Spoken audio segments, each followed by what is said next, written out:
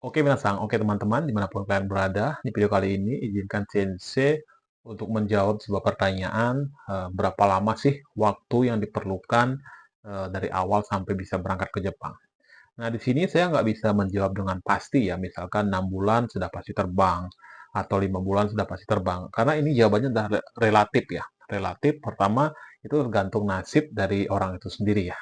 Tapi saya akan menjawab secara garis besar atau secara kalau misalkan jalannya normal. Kalau misalkan jalannya anteng gitu ya. Jadi itu bisa diprediksi adalah misalkan anggap saja persyaratan untuk bisa ikut interview ini adalah wajib belajar 2 bulan misalkan ya, belajar 2 bulan dulu. Setelah belajar 2 bulan, ini orang ini baru bisa yang namanya ikut interview. Nah, kalau pas interview pertama ini lulus, nah bisa dipastikan dari setelah lulus ini si anak akan berangkat 6 bulan ke depan, ya. Berarti total waktu yang diperlukan adalah 8 bulan. Akan tetapi kalau misalkan nasib daripada orang itu kurang beruntung atau tidak bagus atau mungkin pembawaan pada saat interview dan semacam itu kurang bagus yang akan mengakibatkan orang ini harus ikut interview berkali-kali, ya.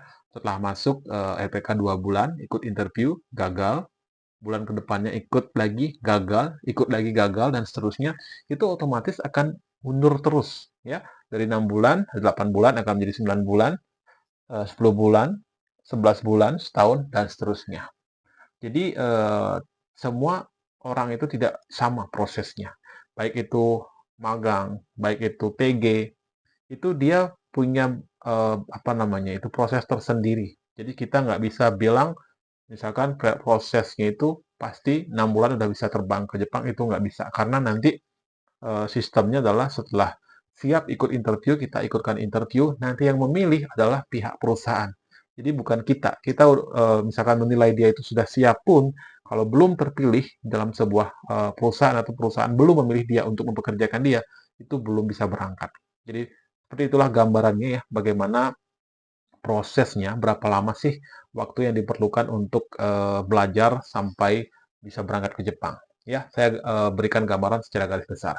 Mudah-mudahan bisa diterima dan bermanfaat. Ja, mata, segi video de, aimashou.